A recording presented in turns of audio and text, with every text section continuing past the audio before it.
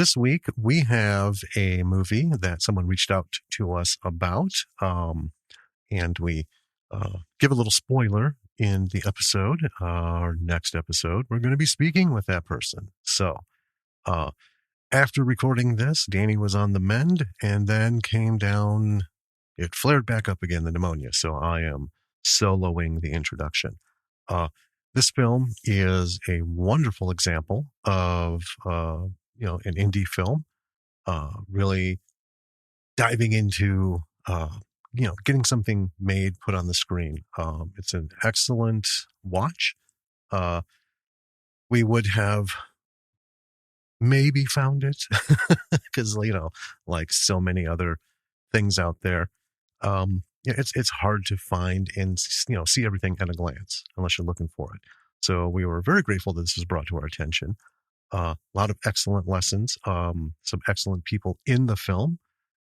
So without further ado, let's get going into the chat of this movie and tell you all about it.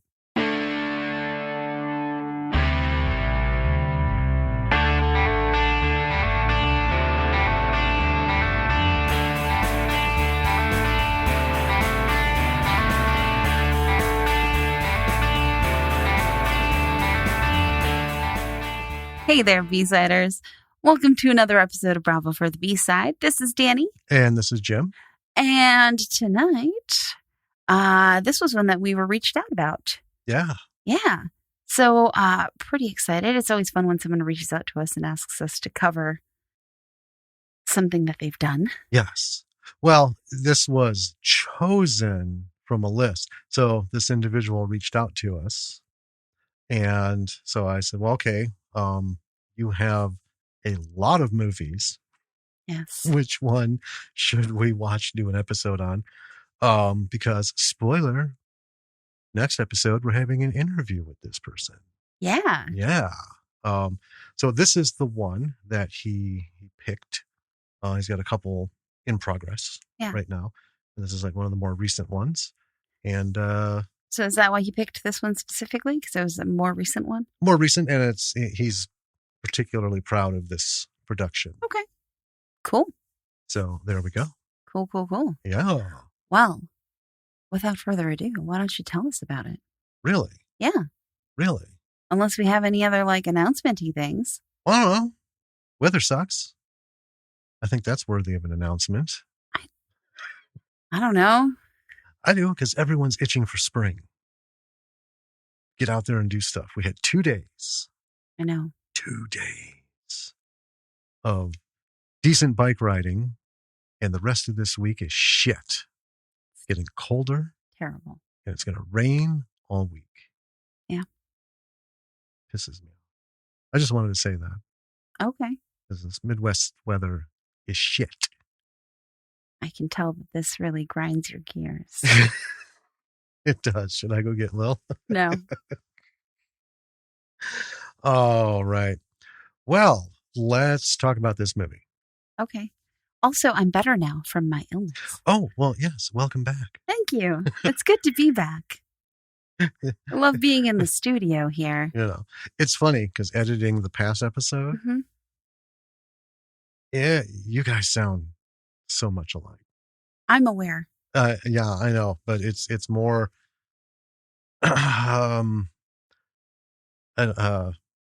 noticeable when I've got these on and the voice is just in my head.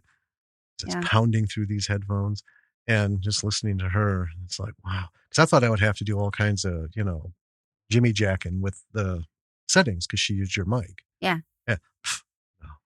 She said she wanted to take over for me. And I briefly was like, I don't know if anyone would know the difference.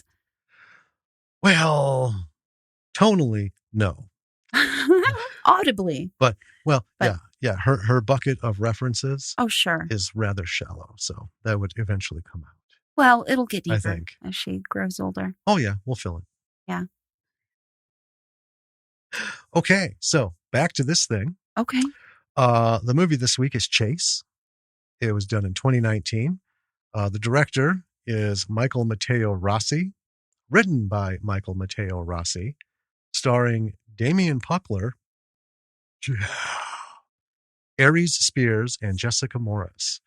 Not rated, although it would be it's a hard R if you have to, it's pretty grisly. yeah. And there's some talking.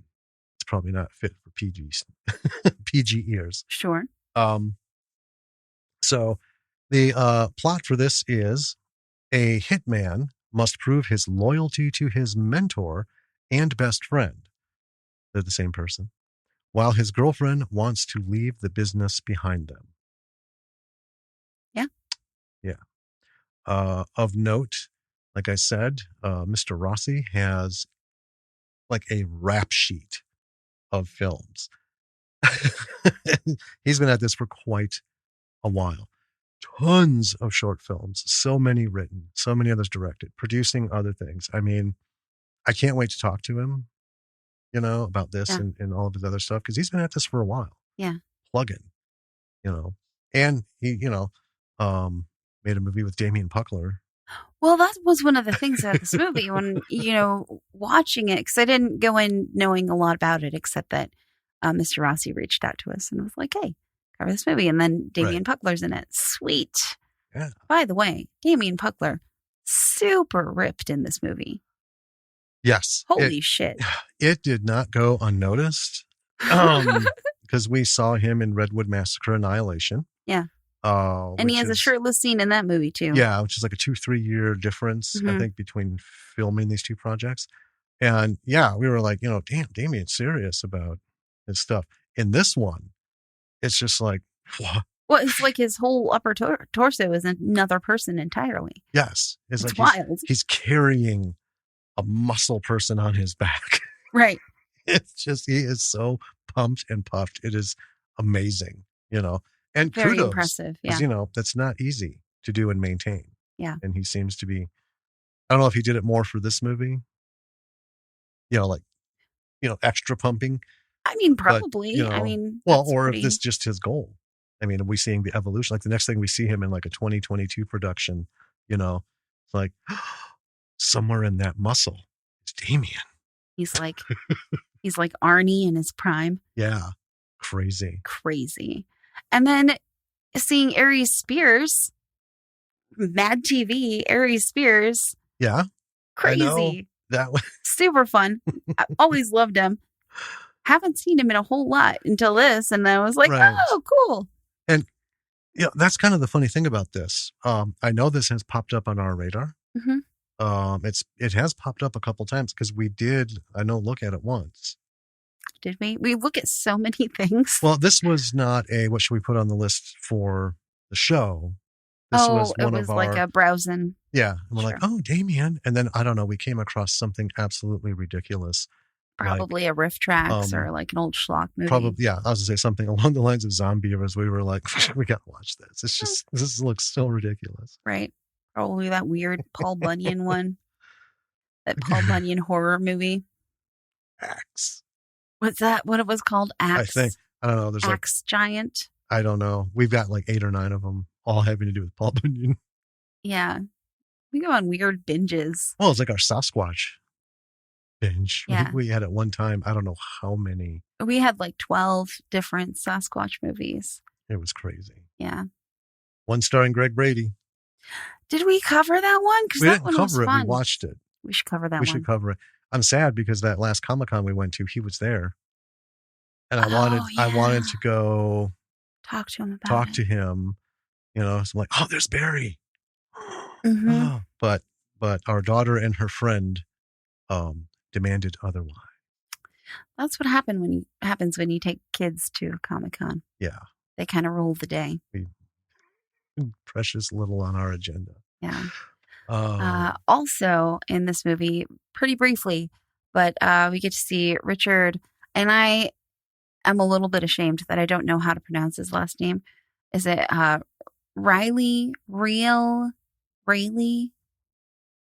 I think Richard Rail? Yeah. I don't know. He's the diabetes guy. Yeah. I love him. Diabetes? Yeah.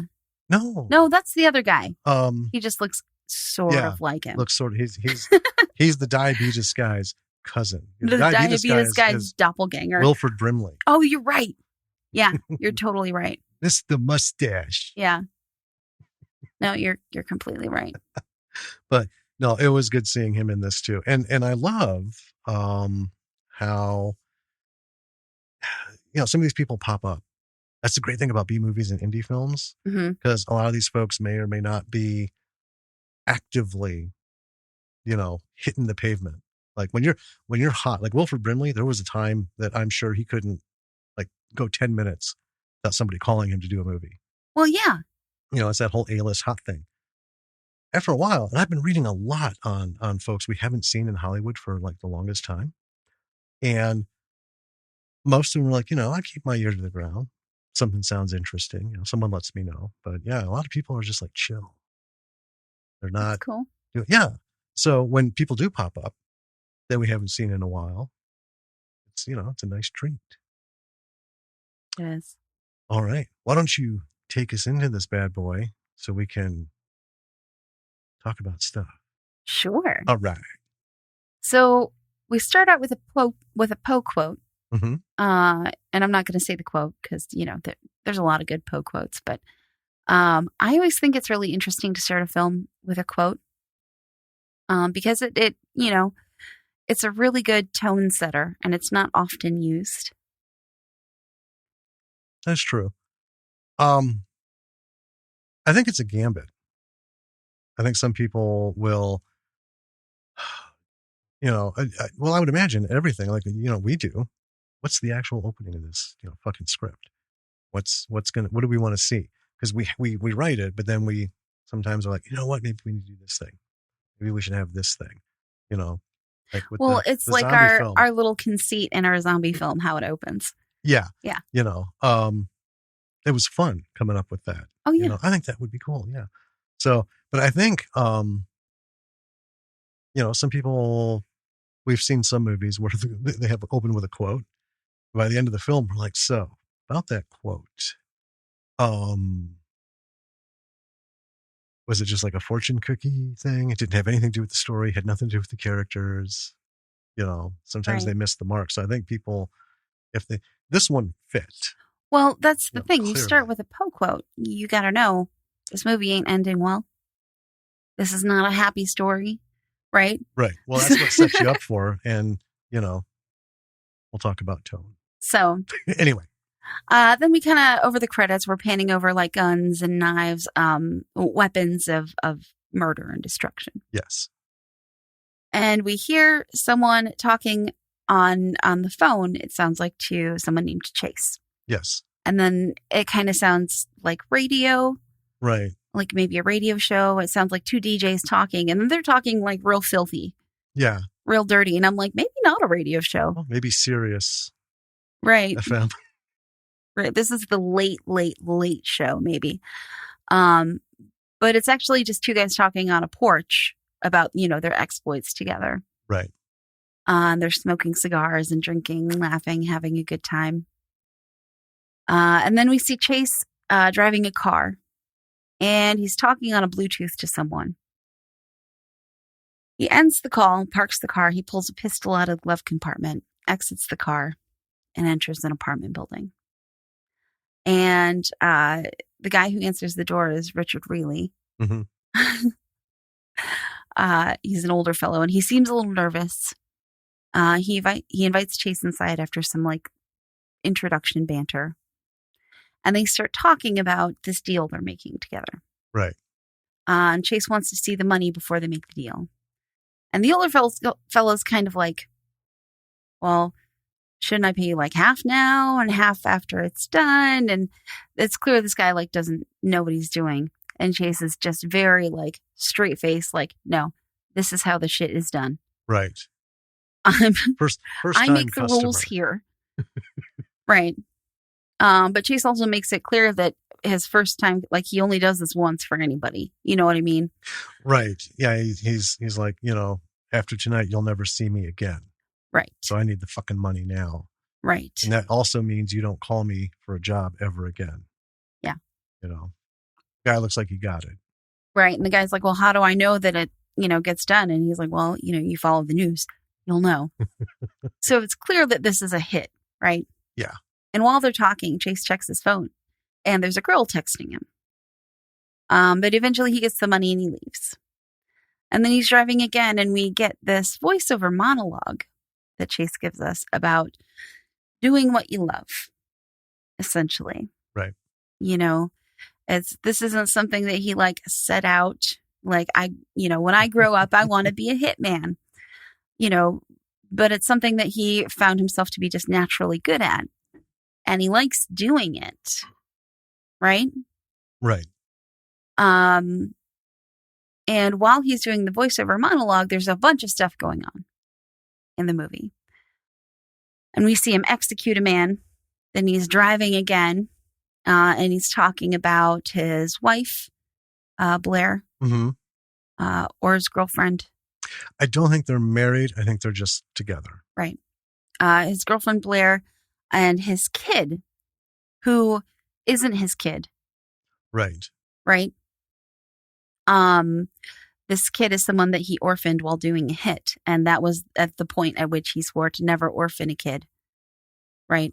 Right. That became his hard line. Yeah. And these two are the only people in the world he cares about. And he talks about how he knows that he shouldn't have people that he cares about, but he can't really help it. Yeah. This is just how it is. Yeah. Right. I liked that because it reminded me of Heat. Sure. That was the biggest thing. Robert De Niro was telling everybody, Val Kilmer, Danny Trejo, all these folks, don't have anything in your life that you can't leave behind and walk out the door in 30 seconds. Yeah. Flat. Because otherwise, you spend your time in jail or dead. Right. Right. And nobody listens. Yeah. Or miserable because they'll end up dead. Yeah. And then he starts talking about the only other person he cares about in the world, Miles, who's a friend. They grew up in foster care together. It's his best friend. They've been buds forever. He talks a little bit about mind games that Miles plays, which right away I was kind of like, okay. I got from this monologue, Miles does not care about Chase as much as Chase cares about Miles. Right. Right. Miles gave them both fake IDs, new identities, and he's on his way to meet Miles, but he's late for some reason. And he's already Miles is going to hate this. He hates tardiness. And Miles is the guy who finds Chase's work. Right. Yeah. So he meets Miles at a coffee spot or bar. It kind of could be either. Right. Yeah. It's an odd place. Yeah. And Miles gives him some shit about being late, about his family, the chink in his armor. Yeah. And he goes on this kind of lecture to Chase about being ice cold and, not getting feelings about stuff. And Chase doesn't just let this sit. He doesn't just take it. He fires right back at Miles. Oh, yeah. Gives him some shit back. But we hear in the voiceover, Chase telling us that this moment where they have this conversation is when he realized that Miles no longer trusted him. Yeah.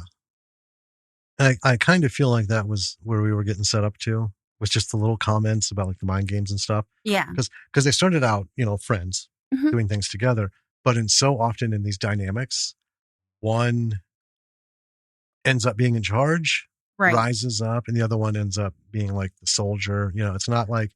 Like a husband and wife where it's we're partners in this, right? That's not how it works. Right.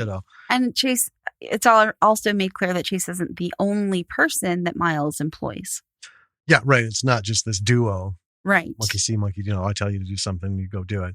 They have a whole thing going, and Chase is part of a larger thing. But yeah, there's other hit people that we'll eventually, see and stuff. But yeah, I don't know. I just, it's at that point, I myself was not a fan of Miles. I could see that, wow, he just dropped the give a shit stick, in shit river and,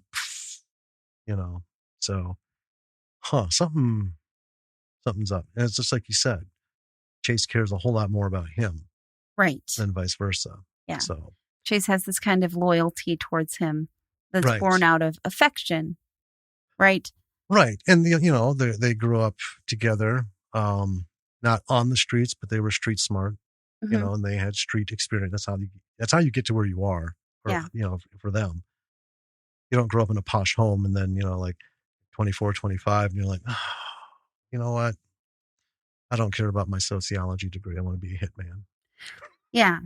And this voiceover has given us the shitload of exposition, right? Yeah. And we're like 10 minutes in the movie, maybe. Yeah. Which is, I know there's something we'll talk about at the end, so I'll just leave it at that, about the voiceover. Sure.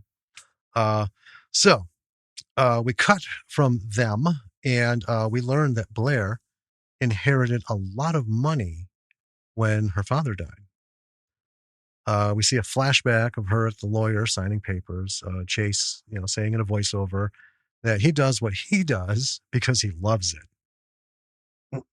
Well, we've always talked about do what you love, people. And this is a movie about a man who's doing what he loves. They have plenty of money. He just loves his job. So he doesn't have to be doing this to survive. Chase says it's harder and harder to come home to them, meaning Blair and his son, after a day's work. So maybe Miles is right. Maybe he is losing his hard edge. Right. The ice in his veins. Yeah. He says that Blair knows a little of what he does, but not everything. And she's never asked. Right. She purposely is like, keep it away from me. Yep. Don't want to know. I'm not going to dig. Yeah. So it's pretty good understanding there. So clearly they have something that works. So then we see Chase working out, and Blair comes in to show him some art that she was working on. And it's clear they have a solid relationship. And it's also at this point where we were both like, I'm sorry, but did you see Damien? Right. Damn, Damien. What the fuck? Oh my God. Just, amazing. Yeah. Amazing fitness there. So they start playing around, wrestling around, doing some stuff. Chase's phone rings. It's Miles. Blair's not happy that Chase is still hanging with Miles because she kind of gets the sense of. Oh, she does not like Miles. No. And she sees their present dynamic. Right. Without prejudice of the past, which is kind of Chase's handicap right now. She feels that Miles is bringing Chase down, and she says Chase is too good at what he does. They don't need Miles. So she knows what, the darkness well that he gets into. She also makes a comment in this moment about how Chase only kills bad guys. You go after bad guys. Right. Which Chase is kind of like, yeah, okay. Well, yeah, it's because she doesn't know everything. Right. But this is a good moment where she sees him with his posts up, right, his fence built and everything. And we know as the audience, he's just only starting to think about doing that. I mean, he did draw the line at the orphan thing. Right. Right. He's trying to build that fence. Well, she thinks there's a fence already in place. Yeah. So, that's where the breakdown in communication comes in. If you don't want to know, don't assume. Anyway, she's doing what she does. And Chase, he's loyal to Miles, saying that Miles has saved him from a lot of things, and she doesn't know all of it, the whole story. She wants to know all of it. She brings up Micah, saying that he's their priority. Micah's their kid. Right. That they're raising. So Chase says the last time he talked to Miles, something was off. And that's the conversation that we saw earlier. Mm-hmm. And Chase seems divided. As he's talking, you can kind of, he doesn't even know where to stand, like to have the conversation. Right. Blair drives home, how Miles is no good for him, how she never asks him questions about his work or hasn't asked him to stop. It's not his job. and it's Miles that he needs to drop. Job's not the problem, it's Miles. So then we're outside. We have a man and a woman and Miles listening to audio of Chase and Blair's conversation. So they've got his place bugged. Miles doesn't look happy. The guy that's there wants to kill Chase. And then he says he'll do all of them, even the kid. And this guy's name is Burke, and he'll just look slimy as shit. Yeah. Right? I mean, Damien's got this big Grizzly Adams beard going, you know, so he looks kind of like, you know, a little bit rough. But there's something about him, the way, and this is Damien. Burke is like a slimy, lanky greaser guy, you know. He's like a Chase wannabe, right? It's you know, I want to be the hitman and stuff, but he has a whole different take on it. When we see Chase working, Damien Puckler does a really good job of getting into character and presenting these little things. You just get the air of, he knows, like when he's talking, you know, to Wilford Brimley's lookalike, Richard Rail, you know, he's professional. Yeah. I know my shit. There's no ifs, ands, or buts. There's no thoughts. He knows how to answer, and he does it quickly and succinctly. He knows how to make this, you know, without confusion. This guy looks like a glamour hound. You know, he's looking for the, like, I don't know, some sort of trophy, recognition, just all kinds of shit. You can just tell he's just nasty as fucking all get out. So as he says that, Miles plants a knife through his hand.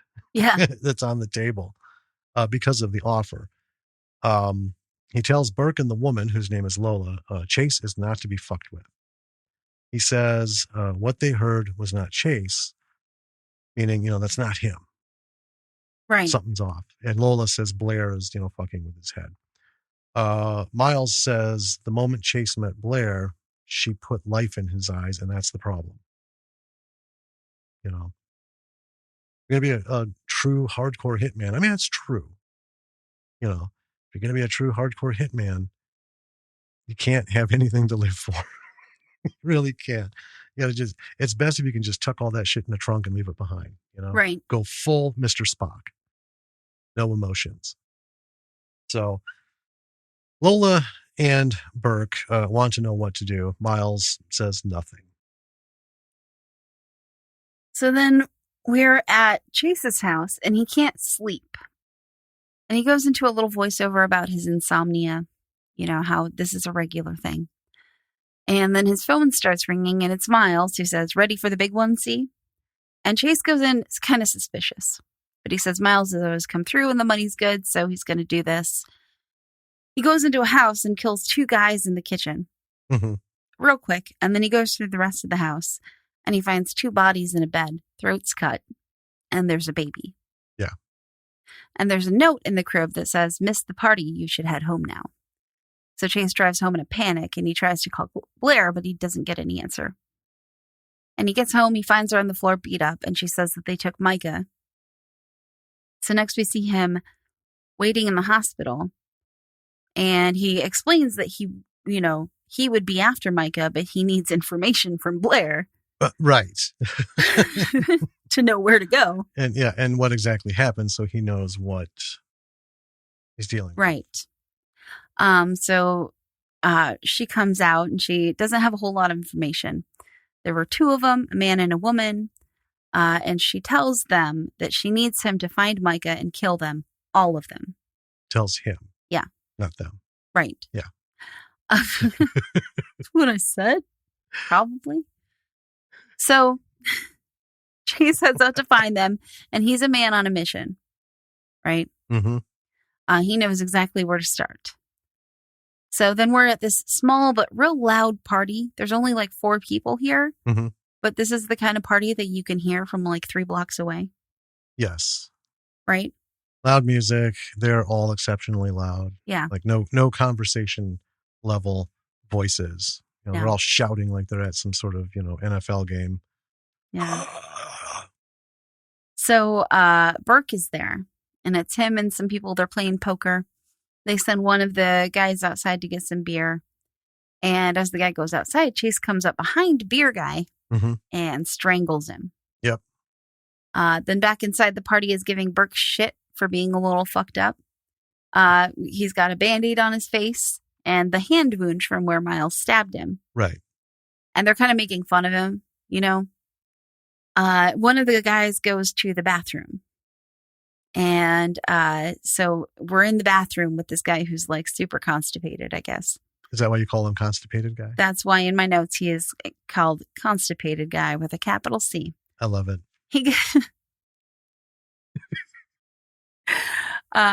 killed by Chase. I don't know how Chase got in this bathroom, but that's okay. It's a movie. Well, so we know the door's unlocked. Mm-hmm. Okay, and we know the bathroom is past the hall. You know, Sure. There's like a little space. And you could tell that they weren't paying any attention to anything. Right. And it was super loud. He could have easily just, ninja'd through the door. Slipped in, yeah. Rounded the corner and hopped in the shower. Yeah. Eventually, the party notices constipated guy's absence and sends someone to check it out. And, like, no one wants to go. They know why he's in there. Well, yeah. It says something when your posse, right, is deliberating who's going to come check on you because they're afraid that you threw an aneurysm or something because you were straining so much. Right. Is he stroking out in there? What's going on? I don't want to go look. I know. It's like they're about to do rock, paper, scissors, Yeah. Or like short straws, draw straws. So one of the people goes to check it out and Chase comes out right at that moment and just quickly dispatches a couple of them on his way out the door. Yeah. And he pins Burke to the table. Like he just kind of beelines straight for him. And then one of the party girls starts trying to stop him and she references that they've like been together before or something. Yeah, she starts with that whole thing of, they've all had a history together. Right. Because they all work for Miles. Right. Yeah. But she starts with that, don't you remember this and that? And then it starts getting a little sexy and a little seductive. Right. She's trying to buy her life with, little and then sexy he shoots flirtation. Fucking straight down. Bam. Yeah. He's not having it. So now it's just Burke and Chase. And Burke is not about to give up information. So Chase goes and gets a little spoon. Yes. To torture him with. Yeah, fucking Burke. Yeah, and he talks, he talks about, peeling up his nails with the spoon and stuff. And then we see Chase in a car. Can I just say? Yeah. I thought that was the most beautiful, eloquent, horrifying explanation of how to remove fingernails. Yeah, usually it's like bamboo shoots, it's pliers and stuff. So, and we can ask Michael about this, but I don't know where the combination of Perfect Storm hit. Was it, writing and the job by Damien, right, putting that out there, but it was beautiful. Real good. I loved it. Yeah. So we see Chase in the car. He got some information from Burke, but not everything. Right. Mm-hmm. And then Miles calls him and straight up is like, I've got Micah with me. Here's the deal. Yeah. I want you to leave Blair and Micah. Just pop on out of there. Right. Yep. Just be done. Like go, don't even go home and like throw your underwear in a bag. Just done. And to be fair, it doesn't even seem like Miles is playing mind games with him. It seems like he's just straight up like, this is what I want. Yeah. This is why I'm fucking with you. Yeah. And, it sounds odd to say it in my head. It's going to sound weirder coming out. But, I mean, he seems, like just dead on. Straight, honest kind of guy. Well, yeah, like he's trying to be super straight with Chase. Yeah, so you have this guy who's, shady as all fuck because they're, Yeah. Drug dealers and pimps and hitmen and who knows what else. But, to say, well, he's a pretty straight guy, he's you get the sense he's not fucking with them. Right. It's like, I sent some people to beat up your lady. Mm-hmm. Got the message. I've got your boy. So they can go do whatever they want and be done. You just got to cut the ties, be done with that shit. And then we're cool, man. And then we're all square. We're cucumbers. Yeah. Yeah. So Chase asks for a day to think it over. And Miles is like, yeah, sure. Just don't, don't go killing anyone else. Like, Burke is fine. He was a shithead anyway. Yeah. But, don't go after Lola. Yeah. And don't fuck with the other branches of my tree. Yeah. No. And just no doing anything. Right. If you want to think about it, but don't start doing shit. Yeah.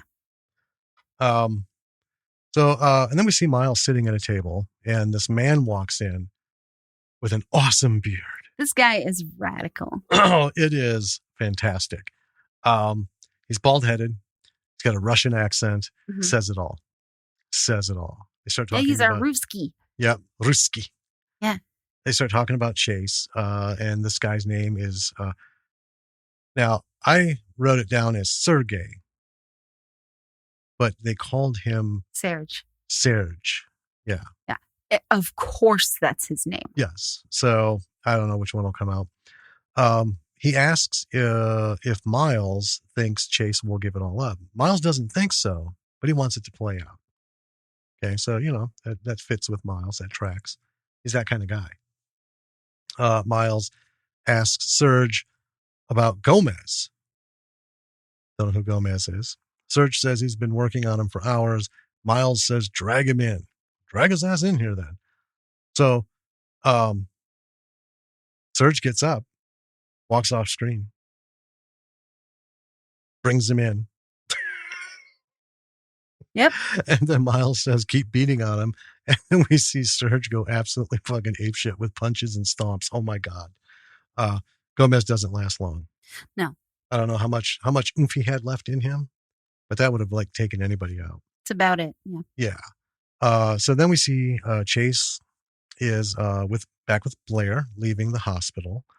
They're driving home, and Blair asks where her boy is. Chase says he's coming home soon. Blair asks Chase if he was doing a hit for Miles the night she was attacked. And it's what else would he be doing, though? Right. And she asks if he's going to change and says that she doesn't believe that he will. Change. Yeah. You said chains. Change. You should not make those sounds. Hey, I can make any sounds I want. Yeah, but it's bad radio. Is it? Yeah. Because it's illustrating what I'm doing. That's terrible radio. We just lost 100 listeners. Yeah, but we gained 100 more who were like, ooh, I heard about that. I don't think so. I want to hear sound guy. Listen, we don't need Foley work in here. Hey, you do your bit. I'll do my bit. Whoa. Okay. All right. Right. The notes are in blue. I've got this. I'll keep that in mind when the notes get to be read. I wouldn't be making so many noises if we hadn't had, big lasagna dinner just prior to coming in here. Who made the lasagna? Who asked for it? Mm-hmm. Okay. Moving on. I see you're determined to start an argument. I'll just throw up a picture of your shower curtain. It's an awesome shower curtain. It is a sweet curtain. Anyway, moving on. They're at home, and we see Chase has been relegated to the couch. Makes sense. Yeah. They're having a tiff. And then with the voiceover, it's telling us that he's not out hunting because he's keeping his word to Miles and seeing if Miles will keep his word. So I thought that was pretty in line with him. He's doing his bit to keep the agreement straight. And he's got a little leeway here because you can't go running. He knows that you can't just go running in. This isn't a Schwarzenegger film. Right. This isn't Commando. It's not Predator where you just go balls in with, full armaments. He's got his kid's, life on the line. So he's got to see how Miles is playing this. He's got to stay up and wait and see if somebody comes cracking through the fucking window and all that. Sure enough, he hears the sound, gets up to check it out. He slowly walks through the hallway, calling out to Blair. Not getting an answer. Gets to the bedroom. She's not there. All of a sudden, a knife lands in his leg. Ouchie. Yep. Lola is there, holding Blair captive with a knife. So she's a pretty good knife thrower. So Chase tries to tell her that Miles is playing all of them. She's pissed he killed Burke. Why? Right? Come on. Lola doesn't look like she's that down and out that like Burke is like the only human being she could, copulate with. I feel like she could do way better than Burke without even like lifting a pinky. I feel like she could run down to the morgue and however many bodies is there is the number of men she could do better with than Burke. We're not fans of Burke. Right. It just doesn't have anything to do with the actor. It just looks so bad. Yeah, no, not the actor. The character is just absolute Weasley turd. So he tries to tell her all he wants is Micah and, to square things with Miles. He even drops his knife. So Lola says no, and then they end up in a fight. This is a pretty good knockdown, drag him out kind of thing going. It's a hallway fight, which are really tough to do. And it's a narrow hallway, like a little apartment hallway. It's actually pretty cool. Right. And it's not like video game martial arts fighting. No, they have skills clearly, but yeah, they're in a confined space and they just got to make it work. Ultimately Lola gets the upper hand, and as she's on top of him talking to Chase, while she's strangling him, she grunts and then blood just kind of comes from her mouth, and Blair has stabbed her. So, way to go, Blair. Yeah. She falls dead. Blair helps Chase to the bed. They tie off his leg wound. And then he sets off to find Micah and finish all the business at hand. And we see him limping out of the room. Yeah. Yeah. So then we're at Miles's place, which is a big place. Big, nice place. Yes, Miles is clearly enjoying the fruit of his labors. So he tells a hall guard to keep watch for the night. And then he goes to talk to Micah, who's coloring pictures. And they have this kind of weird conversation, and Miles seems kind of weirdly tender towards Micah. That whole conversation was kind of, I got where it was coming from. Coming from. Yeah. And it adds a layer to Miles. Well, it does. Because in short, he's telling Micah, don't be like your fucking dad. Don't be like me. Right. You're better. Yeah. Than that. And he does this kind of thing where he's like, Micah's drawing, and Miles is like, oh, can I keep any of those? And Micah's like, no, they're for my parents. And Miles is like, that hurts, man. And I get it. I get it. That's cool. And he even says, I can see why your dad loves you so much. Yeah. I see why he's sweet on you. Yeah. So Miles assures Micah that he'll see both his parents, probably that night. Mm-hmm. And he gives the kid a set of headphones and tells him to keep them on no matter what. Yeah. Don't take them off and don't come out of this room. Right. So he doesn't want Micah to see anything that's going down. Right. Right. He wants to protect this kid. Mm-hmm. It's funny because while this is all going on, you're looking at it and you think, yeah, he's not totally devoid of emotion. Right. He's not a full-blood sociopath.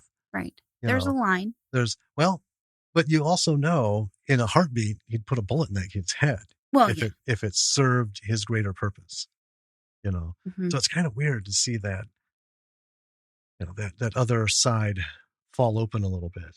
Yeah. He has his own codes. Apparently, he's just a little less rigid with them than Chase. Yeah. So then we get it's not really a montage, but I wrote it as a montage kind of all the security that Miles has posted up at his house. Oh, yeah, man. It's a lot. He's not fucking around. No. But immediately after we see all of this, we see Miles going up to this whole group of guards and saying, everyone get the fuck out. Mm-hmm. Everyone leave. Yeah. And Sarah just like, sorry, what? Oh, sorry. Hold on. Sorry, what? Are you okay? I'm fine. Oh my God. I don't need those anymore. But ultimately listens. Yes. And Serge is like, okay, everyone, you heard him. And this one guard is like, but hold on, I want to get paid. So Serge beats up the guard to get him to listen and leave. Yeah. Miles watches the fight, like kind of amused for a little while, and then finally breaks it up. Well, it didn't seem like it was going to end anytime soon. Right. It's like, okay, you're burning up minutes, man. Right. Let's go. But everyone leaves except Serge, who stays with Miles. So you see Chase park his car. He sends a text, grabs his pistol, and then he walks up to the house. And Miles greets him as he walks in the door. And Chase comes in and he's just like, I'm taking Micah and I'm leaving. That's my decision. I'm done. I'm out. Yeah. And Miles pulls out his little trump card and says, well, I have Blair here too. Surprise. So Serge brings out Blair and Miles just like straight up outs all this shit that Chase has done to Blair. Yeah. Chase doesn't just kill bad guys. We get a flashback where we see that Chase killed Blair's dad. That was how he met her. Kind of shady, actually. He kills this guy and then he sees a picture of her daughter on the table and is like, ooh, I'll have some of that. I mean... Yeah, it's a little weird. A little bit, but yeah. He's a hitman. I mean, that's true. We can't fully be like, man, that's weird. It's already living weird. Yeah. And also that he killed Micah's real parents, right? And well, yeah, and that's the sense that we got the whole orphan never again kind of thing. Yeah. But maybe it wasn't clear that Blair didn't know that. Right. So, and she is not cool with all of these revelations. She's pretty livid about them. As one would be expected to. Reasonably so. Be outraged. So, Chase, also not cool with all this. Because, his whole situation's just been fucked up. Yeah. So he knocks Miles in the head with a bottle and knocks him down. Blair escapes from Serge pretty capably, I would say. Serge is a big dude. He is. And I just want to say, I mean, we're getting to the end of this summary here, but this representation, because we have seen most recently all shows have Russian mafia. Yeah. Right? As the bad guys and, the up and coming gangs and stuff. John Wick, not the least of which, has been riding that horse hard and heavy, because it's kind of actually a generic thing. I mean, Russian mafia, they're everywhere now, Yeah. Okay, cool. But they usually have the big muscle bound, like Arnold types. Yeah. He's an imposing guy. He's real tall. Real tall. He's fit, but he's not hulking. Well, he's no Damien Puckler. He is not. What I like a lot about that is the power. It's like every movie where they have somebody who's got, who's going to beat the shit out of somebody. He has to be like muscle bound. Size of muscles don't necessarily dictate strength. No. Or raw power. Well, because Blair gets out of his grip by fighting dirty. She bites his arm. Mm-hmm. And he's like, ouchie. And then. Yeah, but but when he goes in and hits, it's like anyone who's had the privilege of having even a semi-street existence as a child knows that skinny, lanky motherfucker at the end of the block is the one you should be most afraid of. Yeah. They're wiry, but whoa, and that's and Serge wasn't skinny, right? Right. But he's tall, imposing, and you can just see when he hits, there's that power in there. I love that they went that route with this. Yeah. That's usually how it is, Yeah. But she escapes from him and then shoots him like a shitload of times. At that point, his power his scrappiness doesn't do much against bullets. Yeah. And then we see upstairs, Micah has taken his headphones off because they might be noise canceling, but There's a limit. Oh, yeah. Got some explosions. Right. So back downstairs, Chase and Miles are wrestling on the couch. And Chase manages to kill Miles. They have this, I don't know, I don't want to give it away, but it's like, it's a good little scene that they have here. Yeah. But Blair has turned the gun on Chase. And he says that she should leave. Just get Micah and let him bleed out because he's still got the knife wound in his leg. Yeah, which has been severely aggravated.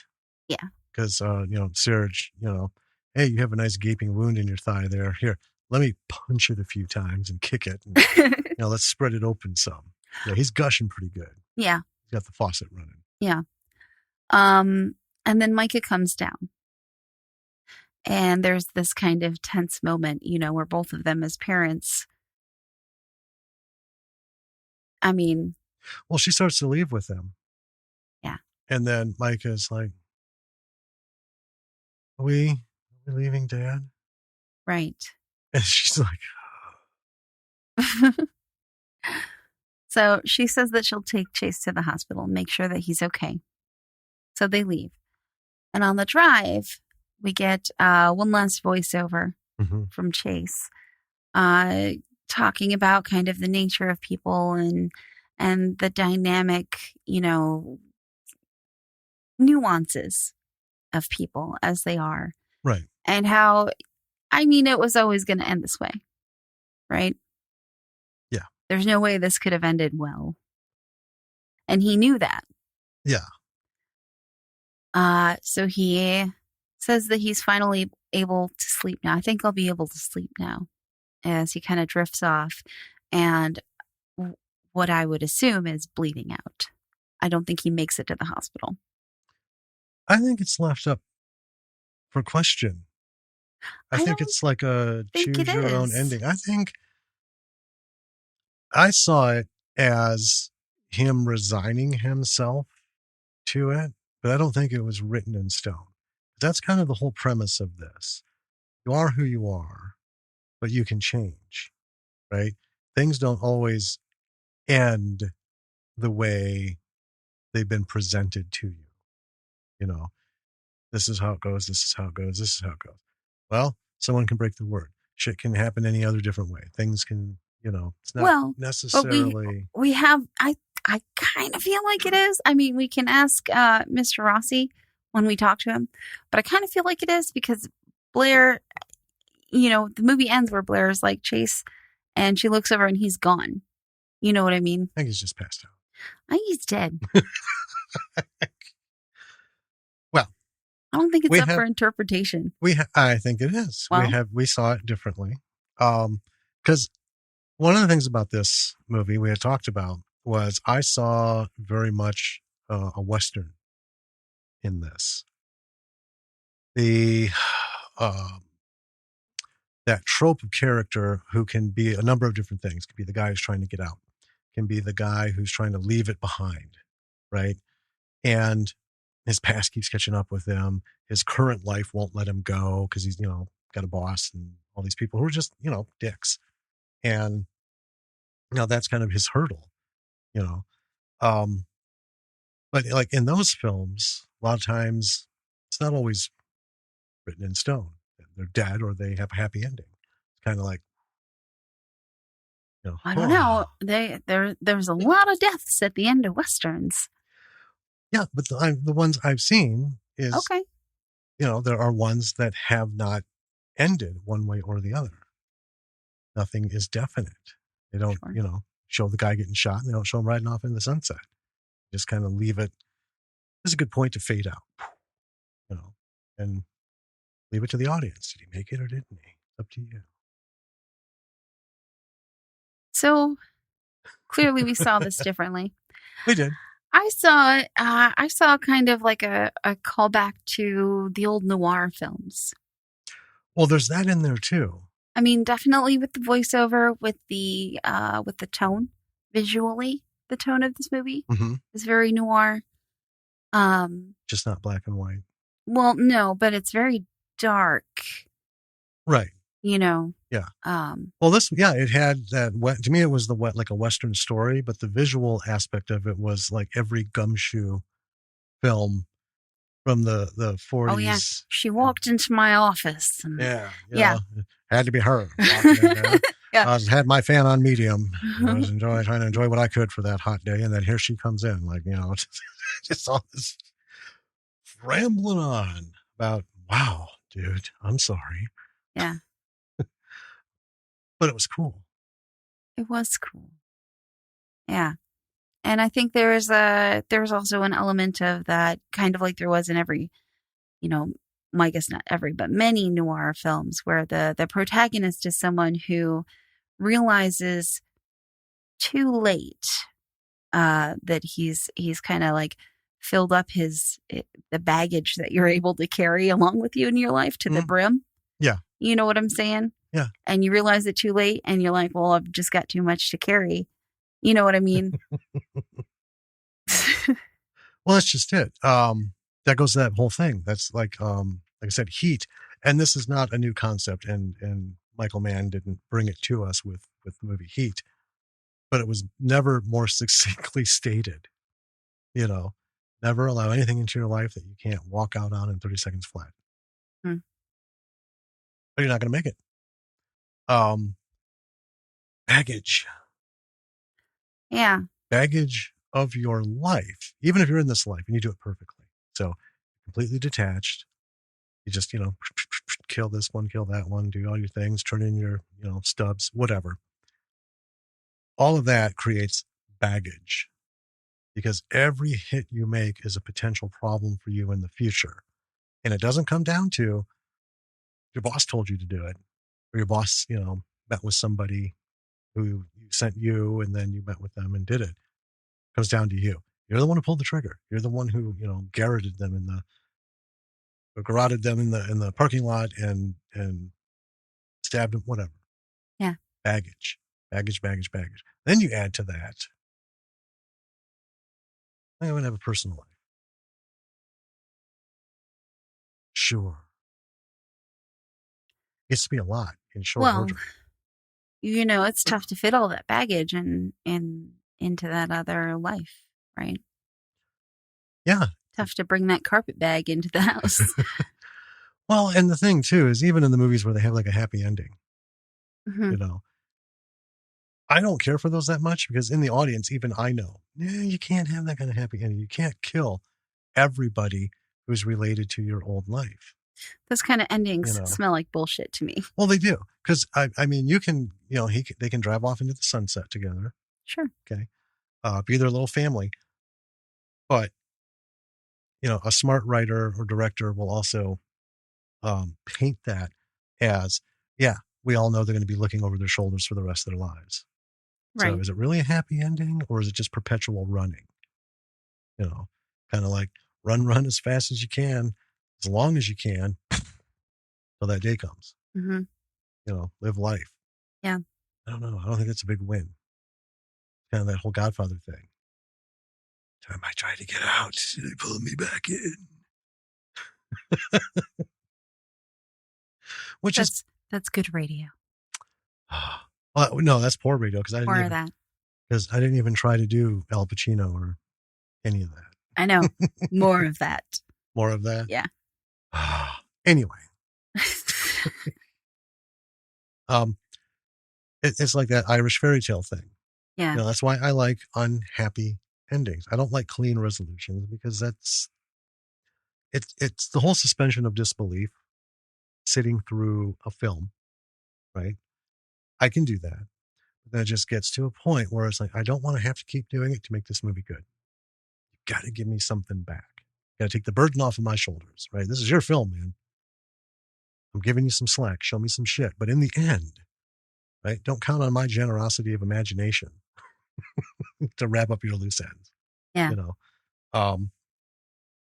So I mean, either way, dead, not dead, it's not a happy ending because what's the resolution, Right. right?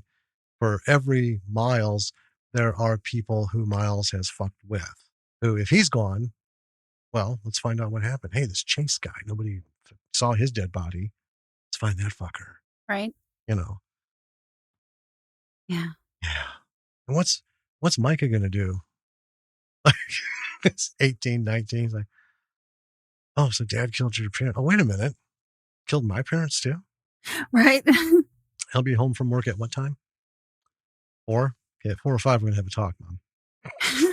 Family meeting. Family meeting. What is wrong with you people? Right. Oh, man. I enjoyed the voiceovers. I know you were So here's the thing. troubled at the beginning. At the beginning, yes. At the beginning of this movie, there was a lot of voiceover, and I started to wonder, is this going to be the movie where he's just telling us everything, throughout the whole movie? Right. Because it did go on for quite a while. But it did. I mean, it wasn't like it didn't have purpose. You know what I mean? Mm-hmm. It all made sense. It all had purpose. Although he did, and it's a noir shtick where he says the same thing like 6 different ways. Right. You know what I mean? Mm-hmm. You know. Well, I think they do that so that it's not just exposition. Sure. It's them expressing Right. with whatever, I don't know, catchphrase or their way of thinking and framing things in very similar fashions. Listen, I narrate my own life when I'm alone in the car or in the shower or, Sure.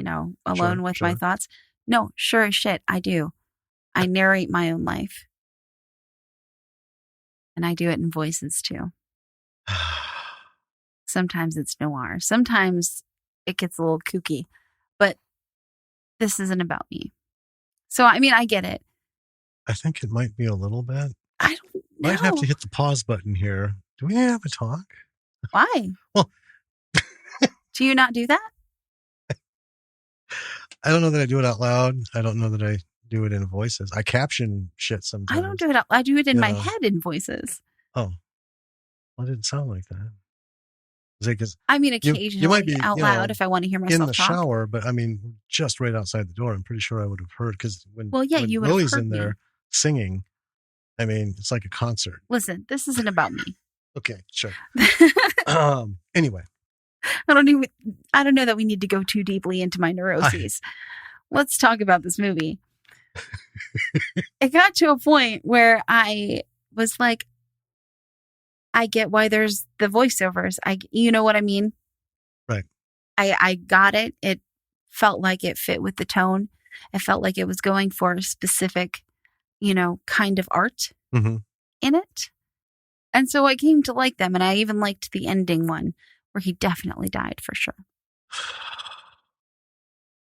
Anyway, about him not dying for sure. So I liked the voiceover pretty much right away, because it's the same thing. Like, I wondered, it wasn't like, oh, is this going to be the whole way through? I'm like, oh, is it going to be one of those? Because we've talked about doing voiceovers can destroy a movie. Oh, yeah. Real good example. Easy. So the original Blade Runner, right? After that was all said and done, they brought Harrison Ford back in and had someone rip up some voiceover scripts and very detective style, gumshoe style, because that was the tone of the film. Well, it was. Right. So I thought it fit. One aspect, the concept would work.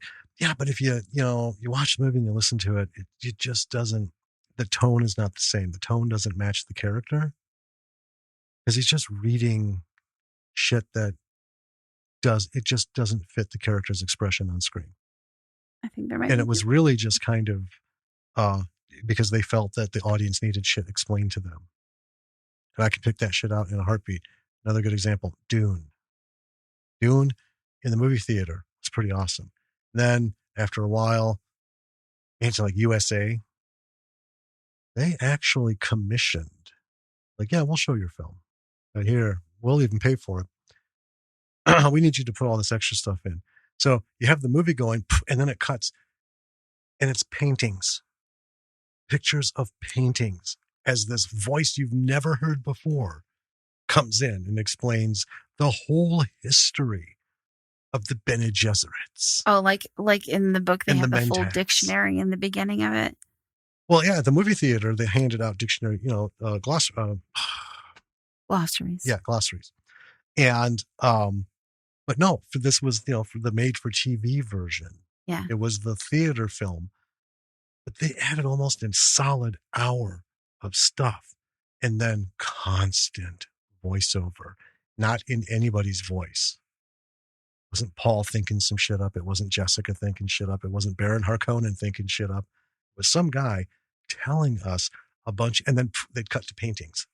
Kind of like how they made Joss Whedon do for Firefly, where it was clear that he wrote that voiceover specifically, like with just pure spite. Yep. In his veins. Earth got used up.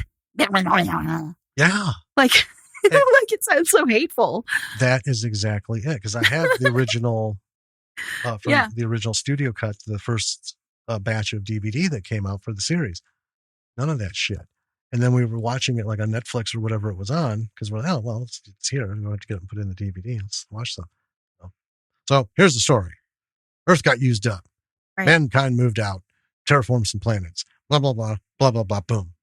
And we were like, huh? Well, it sounded like he handed a script to Nathan Fillion and was like, read this as though there's a baseball bat shoved up your ass.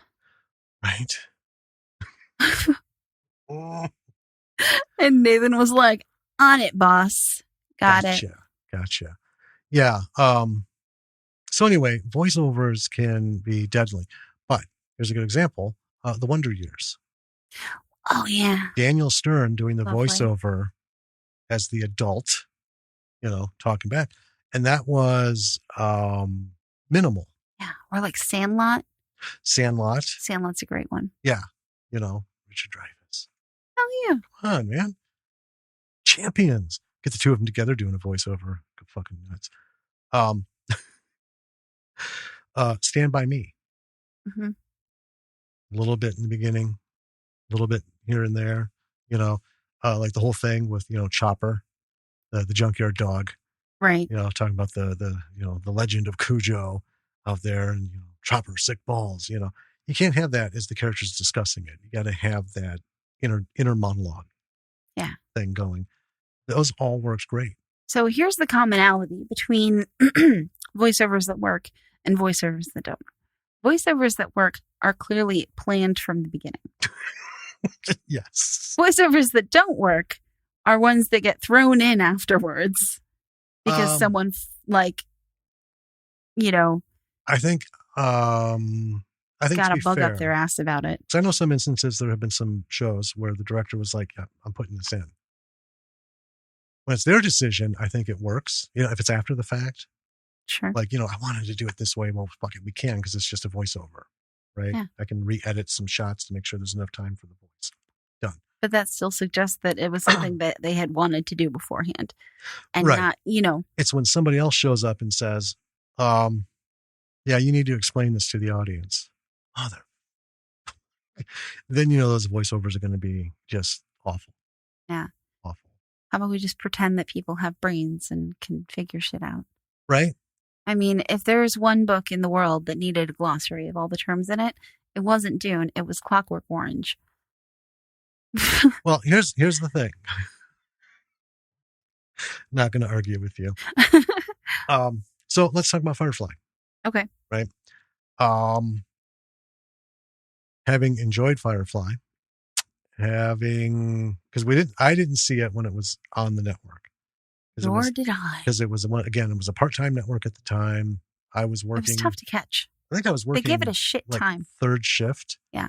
So that from 7 to 10 was not TV watching time. It was get shit done because I got to get ready to go to work. So I missed out on a bunch of stuff. There was no TVRs. And I didn't know enough about this thing on this part-time channel to care about it. But having watched the series without it, I'm like, oh, man. This is a cool series. I love this. And then watching it with the voiceovers at the beginning, those voiceovers lent nothing to it. No. I don't know that we need to know that the Earth was used up. That has no bearing on the story. No. They have the core planets, the central planets, and then the outer rims, right? That's where all the poor folk go to terraformed moons. Earth, humankind is just expanding. Yeah. I hate that they have to give it a very specific thing if it doesn't play into the nature of the story. And we've had some riffs with people who gave notes on that. Why are they moving out there? What the fuck? Elon Musk is single-handedly going to fucking settle Mars for us. Right? Right? Where's the motivation? Nothing. We have no fucking apocalypse. It's just not. Because he's a madcap crazy person with lots of money. Because he's the first one to get enough shit together to make it happen. It's not that people haven't been scrambling to do this. This has been in every adventure film ever made. Humankind's prerogative, right, is to self-motivate. Yeah. And by self-motivating, we have chosen that, we are adventurers. Hell yeah. Right? We want to know. We want to know what's going on the moon. We want to know what's going on Mars. Mm-hmm. And we're going to go settle Mars just like ancestors settled the wilds of North America. And, people crossed the steppes of China to, this is pretty sweet land. We're taking it. We're going to live here, kind of thing. That's what we do. Yeah. Right? We expand. I'm not going to get into all the conversations about it, but there you go. So those voiceovers did nothing. In fact, it just pissed me off. I'm like, oh God, shut up. Waste of my time. Sounded angry and bitter. Yeah. And not in the angry, bitter way that the voiceovers in this movie sounded, which were intentional, but in the, right. Well, I don't want to do this. Well, and it wasn't totally gumshoe. That's the thing. No. It wasn't, there, just like that. She walked out of my life like, wind blows a leaf off a tree. They had such bad analogies back then, but, they're simple folk.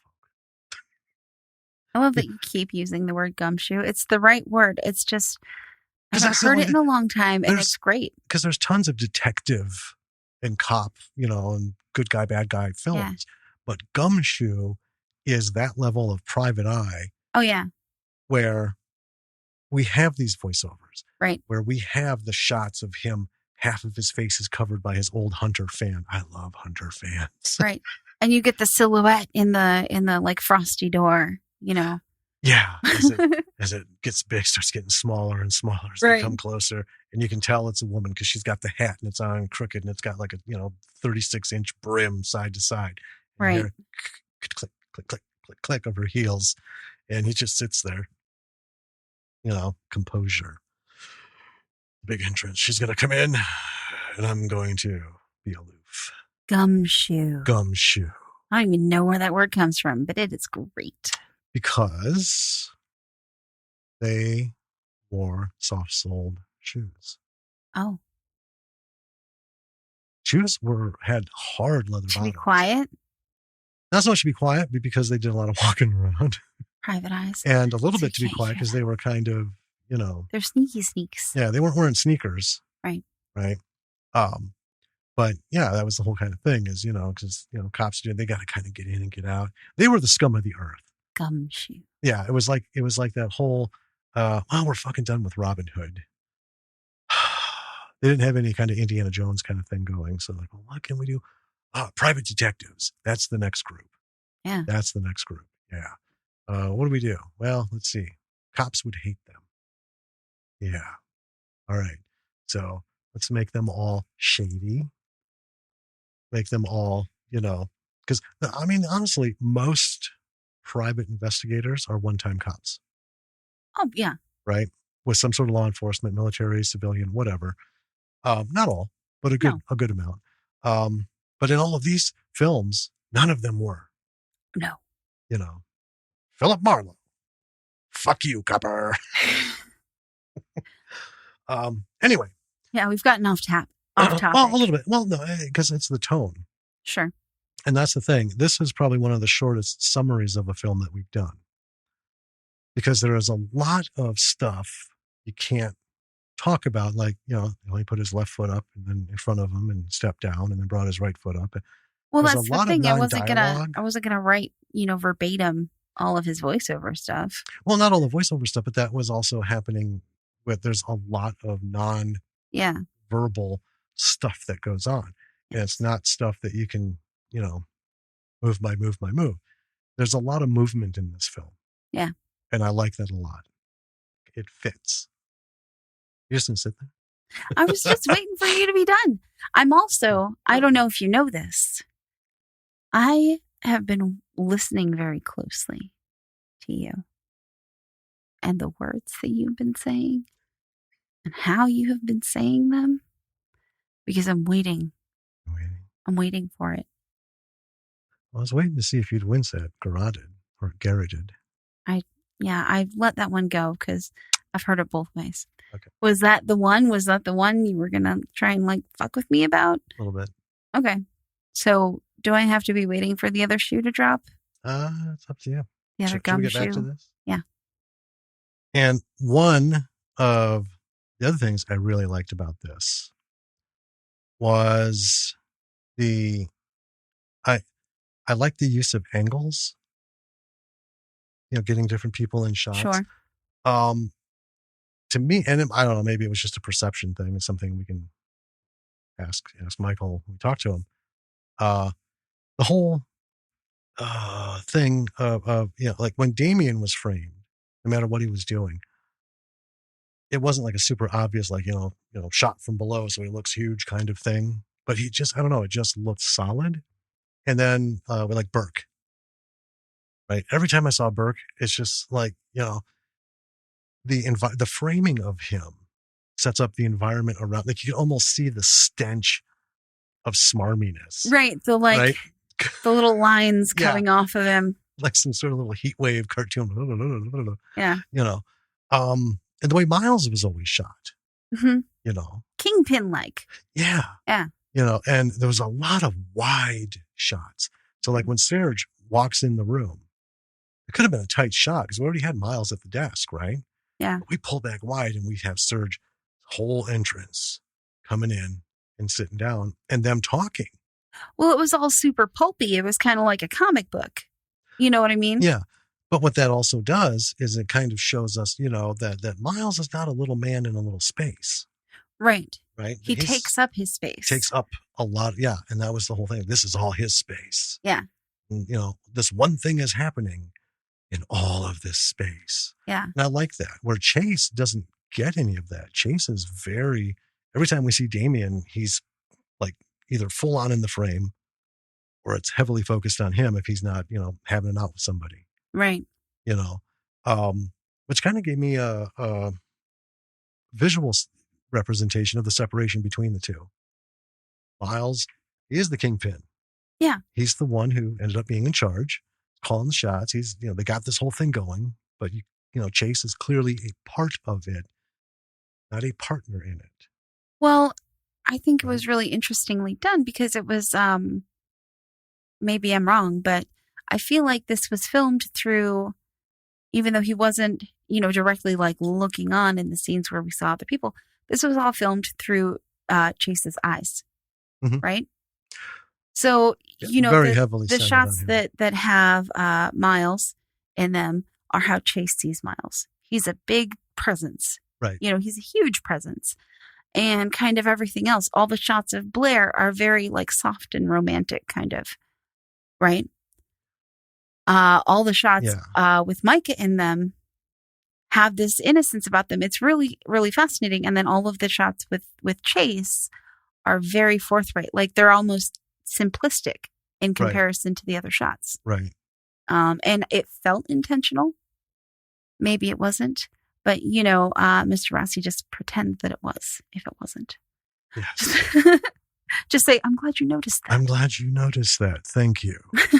It was an artistic decision that I pondered greatly for an enormous amount of time. And I'm so happy that it paid off. Yeah. Folks, that's the correct response. Mm-hmm. To anytime anyone see something that you had no intention of doing, but they're complimenting it up, or, if, what you see as a fuck up, they see as some sort of, Orwellian move, towards shifting the dynamics of cinema. Yeah. Why, thank you. But this whole movie is Chase's story. It's his voiceover. It's his life. It's his death. Yeah. For sure, his death. Also, it's how he views everyone.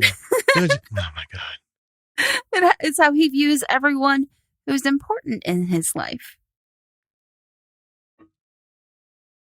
I mean, it's all him. Well, it is. It absolutely is. And, that's how it should be. Yeah. That's one thing I like about, like I said, there's a lot of motion, a lot of movement. Most of it's him, as it should be, because that's the other thing. We see movies where there's like voiceovers, and it's like, man, you've got like 40% of the film, maybe 30. That character just isn't driving the movie. Mm-hmm. It's like, why are you jealous? Are you jealous your own film is not about you? So you put a voiceover. This all fit. It was very Chase centric, and it was from his perspective, his point of view. We understand Blair has some issues and some views of her own, and she expresses some thoughts, but we don't see him process them. We don't see him acquiesce to them. What we do see is him listening and then going off doing his shit, the world according to Chase. Right. Because, and I couldn't help but think at one point, we've joked about this in other films, so you just got your ass beat, your kid taken.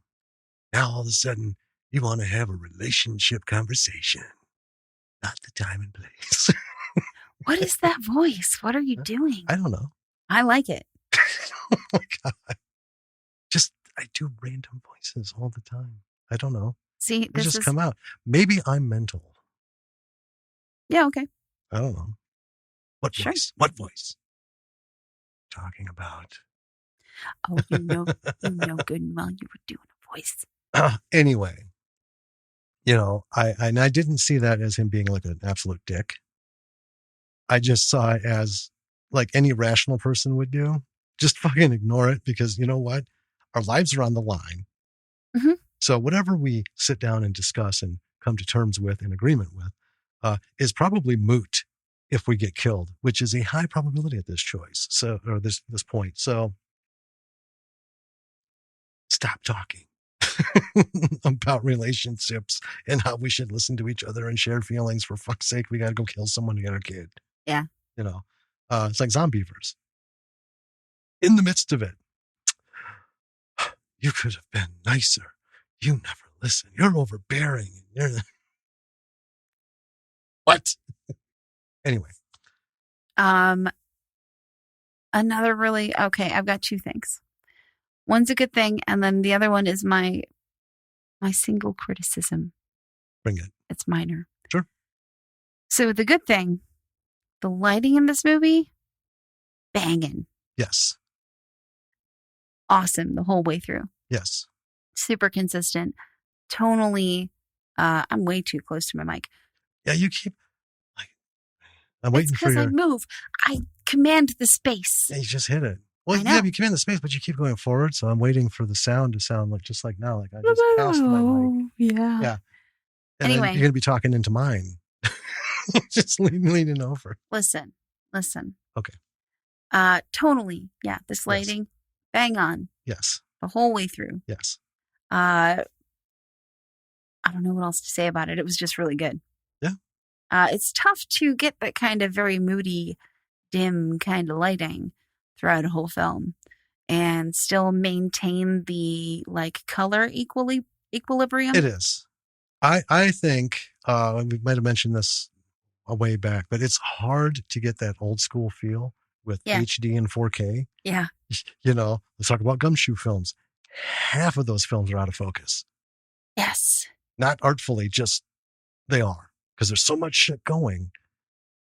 They just find a point where this is the least blurry everything will be in the different spacings from the camera while this whole thing is going on. Yeah. And we're not talking about the close-ups of all the women where they rub Vaseline on the lens to, filter and soften them up because she's all of a sudden an angel.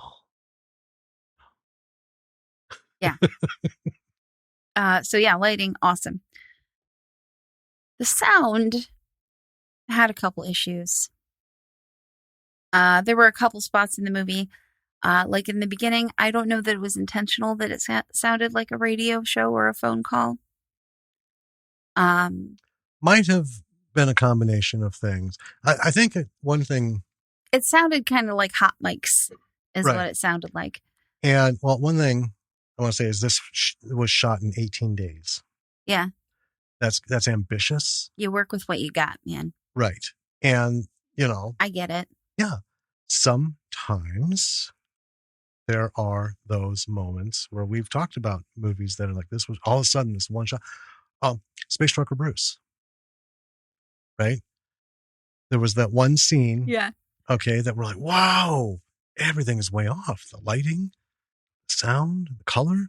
And Anton even said, he's like, yeah, that wasn't fixable. Couldn't fix that one. I tried and tried, but ultimately I just said, no, I'm done wasting time on this. This is what you get. Yeah, that's fine. You'll either hate it or you can move on. But that's the thing. And, sound is hard. Sound is hard. I'm continuously fucking around with this podcast. I'm continuously fucking around with anything that we do that has sound levels and integrations and things, because I'm not an engineer. Well, so I can only imagine. I don't make it easy for you because I am not aware of my mic space. I just, do my thing over here. I know. Which is why I do very little. Huh? What? I think it sounds great. Well, I'm even like right now, I'm playing with slightly different settings. Yeah. Because I got things nailed down, but I actually rearranged the processing of sound with different plugins. Yeah. Because every little thing makes it sound differently. I basically had a wild hair up my ass and decided, you know what? I'm going to mix this up. Well, try some things. And I used it when I was recording with Lily and I. Sure. And afterwards listening to it, I'm like, oh, that's fucking brilliant. Mm-hmm. The only thing missing is a little more, gain. Sure. I'll see what I can do with that. So we'll see how this sounds. People don't like it, but I don't give a shit. Listen or not, I'll fuck with it. And if I'm happy with it, I'll leave it. That's sound. Yeah.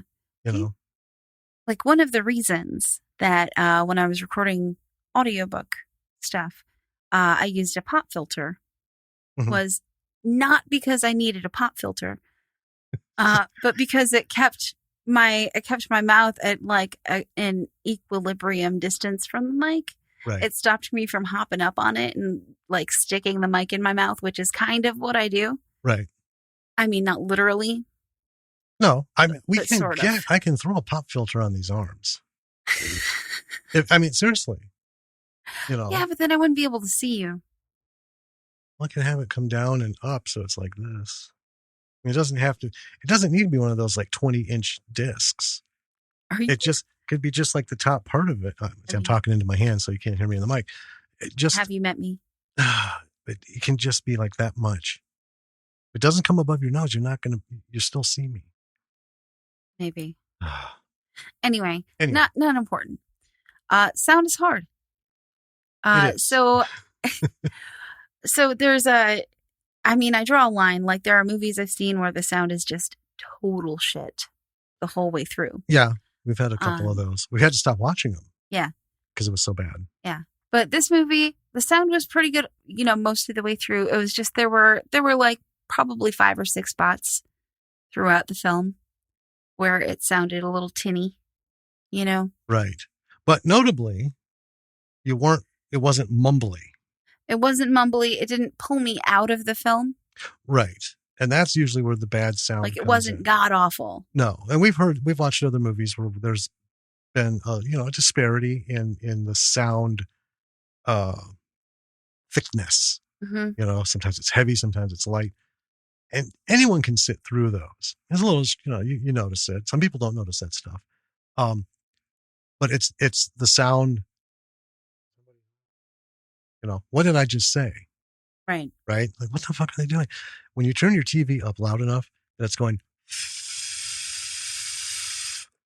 in all the silent parts, and then they like take a footstep and it's like, and then they talk. I was just, Right. the fuck did he say? No. Ah. Yeah, it's, so let's give the sound mic or a kid. Let's go send them on the playground across the street. Then we'll just shoot here. Hope for the best. Yeah. This was not one of those. But yeah, You could hear everything. That's pretty much my only criticism is sound was a little tinny in some places. Right. And not a big deal. And, again, some people don't notice it. I think, most people do. And, we tend to pick on everything because that's. I mean, it's literally what we do. It's literally what we do. Not to rip shit apart, but it's one of those things. You do what you can do and you just go with what you've got. But sometimes, these things you can get away with. Mm-hmm. Sometimes they're noticeable, but if it's what it is, it's what it is. And, in every instance in something like this, we like to say, don't let that be the fucking thing that makes you put this thing in a can and then in a closet. Right. Right? Get it out there. So, yeah, the sound wasn't 100% like studio level perfect through this whole thing, but you're not missing what people are saying. The movie's good. It's going to be enjoyed. So, yeah, get this out in front of people. Yeah. Right? And that's, what Michael did and has done many, many, many, many times with his films. Not saying they all have sound issues. That's what it kind of sounds like in my head now. But, we always say, do what you can do and get it out there. Yeah. One day, hopefully everybody's goal is to get to that point where you have a budget big enough where you can hire a slew of people to handle this shit for you. Don't think it's going to make your job easier because David Ryan Keith will tell you, watch those fuckers closely. The amount of headaches he's had, people engineering his sound and color correction and everything. What a nightmare. And I can't help but think poor David just has some sort of karmic attraction to the shit like that.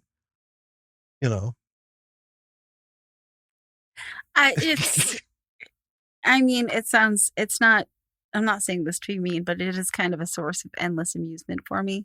Not that his pain amuses me, but kind of it does. But it just seems like if anything can go wrong, it's going to go wrong for David. Well, it's just so funny. A couple of weeks will go by, and then all of a sudden I'll get a message from him with a clip. But it doesn't stop him. No, he's like, yeah, like the one with the sound that one time. Mm-hmm. He's just like, is this on every release and every platform? Right. Is this what I paid for? Or I like or how am I he out of my uses us. fucking mind? I like how he messages us and is like, is this fucked up in the US too? Yeah.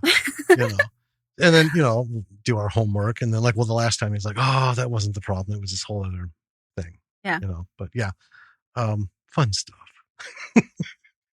Sorry, David. Your pain amuses me. so lost the master files and just, oh man. Anyway, so yeah.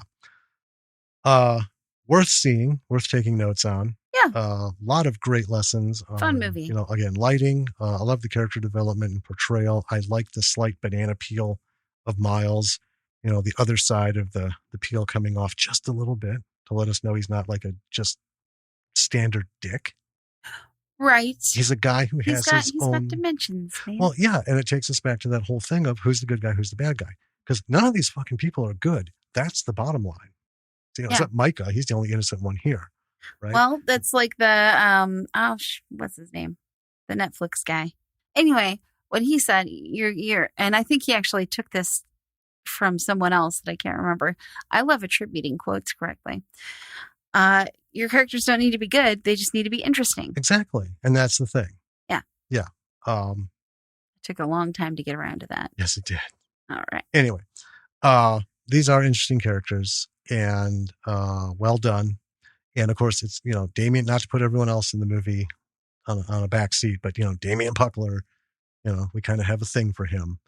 We'll watch about I feel everything. like this whole episode is just us crushing on Damien Puckler.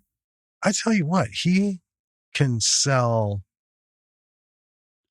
micro emotions, right? From like Redwood Massacre Annihilation. That's the one thing we picked out on him was like Max, the character himself, micro expressions is creepy as fuck. But Damien just made you feel super uncomfortable right?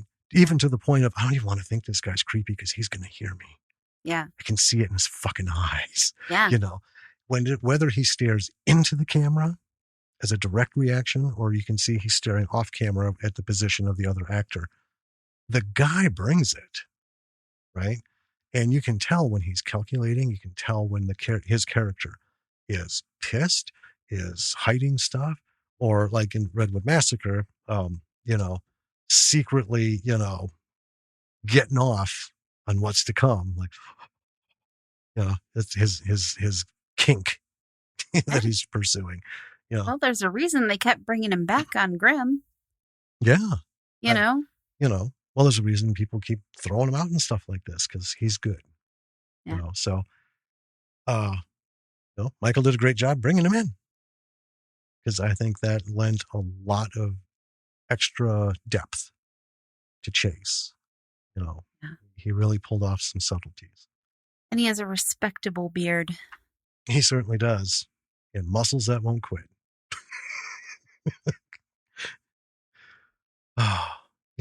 This next move, they're going to have to wheel him in Hannibal Lecter style because he just won't be able to move. He'll have like little T-Rex arms, only his wrists will be able to flap. He'll be so puffed.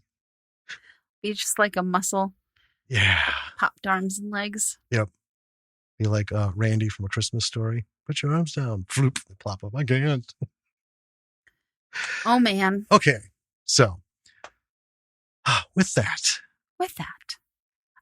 you should go check out our website. It's www.lordsandmisruled.productions.com.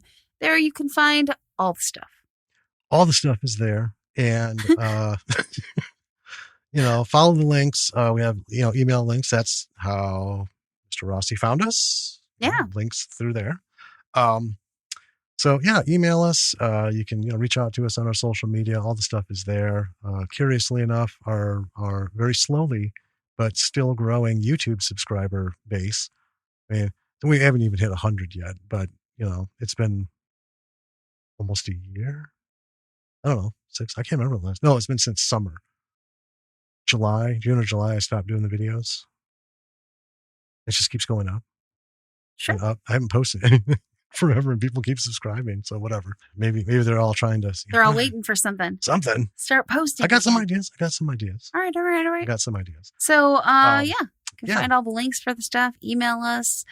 Check out our social media accounts: Facebook, Twitter. Check out the Instagram. people we're following. Check out the people who are following us. Mm-hmm. They are not only creators and creatives, they are podcasters. So, spread the love. Yeah. Follow the actors, producers, directors, musicians, writers, all that stuff. And follow the people who just do podcasts and don't create anything else other than their podcasts, because this is what we do. That's what they do. So, And go watch Chase. It's on Amazon Prime Video. It is. So, yes. If you have Amazon Prime, go, do the thing. It's right there. It doesn't cost you anything. And it's a good sit. And it supports, an indie filmmaker and, lots of people. So, who, again, we will be talking to. So please make sure you join in for that, because we'll be talking about not only Chase, but also one thing that Mr. Rossi sets him out is he strives to make his social media nothing but positive and uplifting and inspirational. That's cool. To people. He doesn't shit on things. He doesn't engage in all that mess. Yeah. So it'll be cool to talk to him about that as well. Yeah. Cool. All right. Wow. So, B-siders. Until next week. This is Jim. And this is Danny. Talk to you soon. Bye.